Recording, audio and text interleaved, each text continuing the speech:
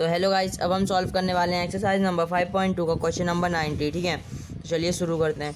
Question number 90 में हमको बोला गया है Soborov started work in 1995 at an annual salary of ₹5,000। कोई सोबोरॉव जी हैं, उन्होंने 1995 में काम करना शुरू किया था और उनको ना मंथली पेमेंट उस समय मिल रही थी 5,000। ठीक है, और जो उनकी मंथली इंक्रीजमेंट थी पर ईयर वो थी 200 रुपीज़। ठीक है, वो उनकी 200 रुपये हर साल उनकी इनकम जो थी वो बढ़ जाती थी। ठीक है, तो in which year did his income reach ₹7,000।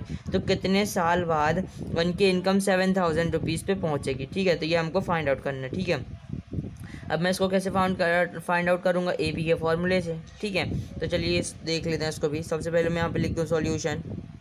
ठीक है, तो अब सबसे पहले हम यहाँ पे लिख लेता हूँ, उन्होंने उनकी एनुअल सैलरी कितनी थी। ठीक है, एनुअल सैलरी वो थी उनकी 5,000 रुपी। ठीक है, और इसके बाद फिर मंथली उनकी इनकम जो इनकम इंक्रीजमेंट थी, इंक्रीजमेंट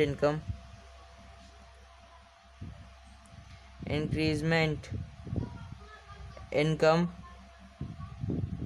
वो थी 200 रुपीज़ पर ईयर। ठीक है, ये आपको गिवन दिया हुआ है रुपीज़। ठीक है, ये भी रुपीज़ और ये भी रुपीज़। ठीक है, तो अब देखो, अब आपको अपनी अब एपी बनानी पड़ेगी इसमें आपको। ठीक है, इस पर आपको एपी दी नहीं गई है। ठीक है, तो उन्होंने स्टार्ट किया था 5,000 रुपीज़ से। ठीक है, इसके बाद फिर उन्होंने अगले साल उनको मिले होंगे 5,200 रुपी, उसके अगले साल मिले होंगे 5,400 रुपी। ठीक है, ऐसे बढ़ते गए होंगे। इसके बाद फिर आगे हमको पता नहीं है।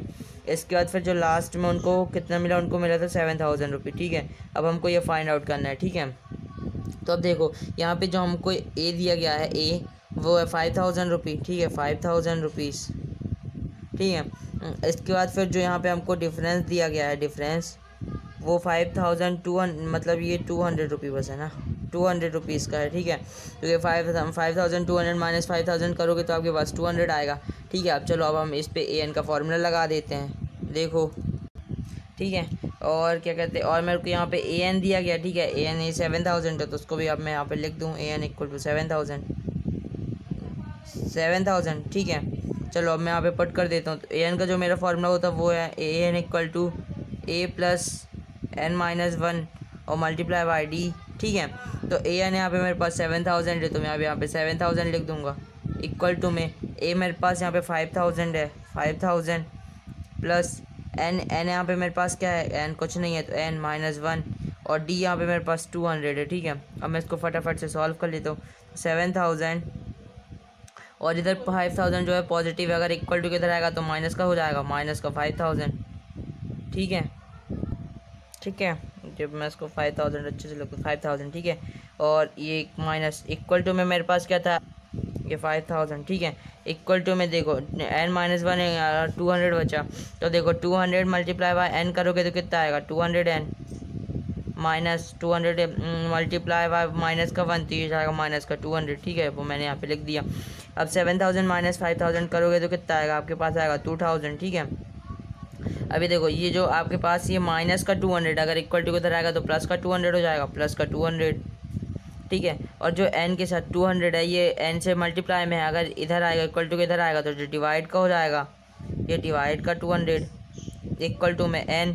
ठीक है, अब मैं इसको सॉल्व कर दूंगा तो मेरे पास n की वैल्यू आ जाएगी। तो देखो 2,000 प्लस 200 कितना होता है, ये होता है आपके पास 2,200 और मल्टीप्लाई बाई 200। ठीक है, अब आप इसको सॉल्व कर लो तो देखो ये 00 से 00 टू 11 टाइम। ठीक है, तो आपके पास जो यहाँ पे n निकल के आया वो है 11 ईयर। ठीक है, तो इसका मतलब क्या है, जो 11 ईयर्स में उनकी जो इनकम है वो 7,000 होगी। ठीक है, तो ठीक है, तो आप इसका आंसर स्वैप कर सकते हो। 11th year did his income reach ₹7,000। ठीक है, मैं एक बार फिर से आपको रिपीट कर दे रहा हूँ, 11th year did his income reach is ₹7,000। ठीक है, तो उम्मीद करता हूँ आपको वीडियो समझ में आया होगा। अब चलो अब देख लेते हैं 23 का क्वेश्चन नंबर 20। ठीक है, तो मैं यहाँ पे लिख देता हूँ क्वेश्चन नंबर 20। तो देखो क्वेश्चन नंबर 20 में आपको बोला गया है Ramkali save ₹5 in first week. Ramkali जो है वो 5 रुपये सेव करती है पहले हफ्ते में ऑफ अ ईयर। ठीक है, and then increase her weekly saving by ₹1.75 और वो हर हफ्ते सेव करती है 1.75 रुपीज़। ठीक है, और वो कितने वीक में 20.75 रुपीज़ फाइंड आउट, मतलब इतने रुपीज़ उसके हो जाएंगे, ठीक है, कितने हफ्ते में।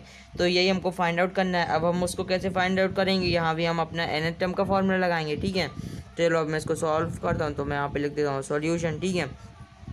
तो जब सबसे पहले देखो, सबसे पहले आपके पास यहाँ क्या गिवन है, यहाँ पे आपके पास गिवन है A5, ठीक है, क्योंकि पहले आप तो उसने 5 रुपये से स्टार्ट किया था, ठीक है।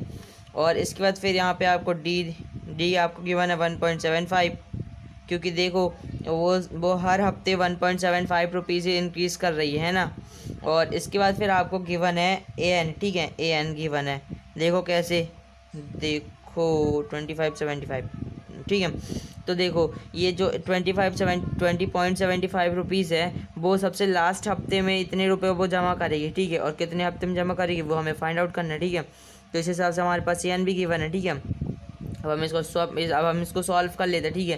तो देखो अब AN का फॉर्मूला क्या होता है, AN का फॉर्मूला होता है A प्लस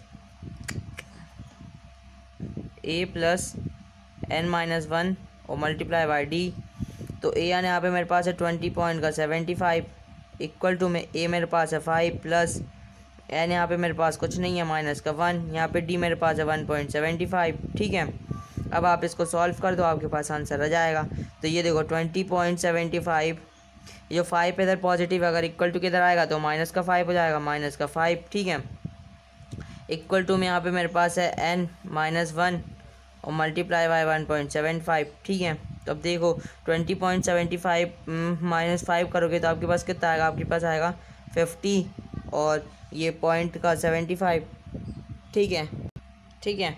और देखो ये जो मेरा 1.75 है, इधर ये पूरा मल्टीप्लाई में, ठीक है, अगर इक्वल टू के इधर आएगा तो जो डिवाइड में हो जाएगा, डिवाइड में 1.75 इक्वल टू में n-1 बचा, ठीक है। अब देखो इस वाले पॉइंट से जो वाला पॉइंट कैंसिल हो जाएगा, देखो ये वाला आप पॉइंट हटाओगे तो यहाँ पे आपके पास आएगा 10, ठीक है, और ये वाला पॉइंट हटाओगे तो आपके पास आएगा 10, ठीक है। तो ये 10 से जो 10 कैंसिल हो जाएगा, सॉरी जो 100 आएगा, डबल वैल्यू है ना, डबल डिजिट की, ठीक है। ये पॉइंट से जो पॉइंट हमारा कैंसिल हो जाता है, ठीक है, ये तो कैंसिल हो गया। इसके बाद फिर देखो आपके पास बचा 1575 अपन 175, ठीक है। अब आप इसको सॉल्व कर दोगे, ठीक है, तो आपके पास कितना आएगा, ये आपका जाएगा, ये 175 1575 ये आपके पास जाएगा 9 टाइम, ठीक है, 9 टाइम 9। और ये देखो ये जो -1 है इधर इक्वल टू इधर -1, अगर इक्वल टू किधर आएगा तो ये प्लस का 1 हो जाएगा, प्लस का 1, ठीक है, इक्वल टू में n, तो ये हो जाएगा हमारे पास 10 इक्वल टू में n, ठीक है। तो आप इसका अब आंसर सॉल्व कर सकते हो। 10th वीक हर वीकली सेविंग बिकम ₹20.75, यानी उसका 10वें हफ्ते में 20.75 रुपये की सेविंग होगी, ठीक है। इसी के साथ हमारी एक्सरसाइज नंबर ये 5.2 कंप्लीट होती है। उम्मीद करता हूँ आपको इस पूरी एक्सरसाइज अच्छे से समझ में आई होगी। अगर समझ में आई है तो अभी वीडियो को लाइक कर दें और चैनल को सब्सक्राइब नहीं किया है तो बहुत जल्दी से कर दें। थैंक्स फॉर वॉचिंग, मिलते हैं अगले वीडियो में, तब तक के लिए बने रहिए हमारे साथ।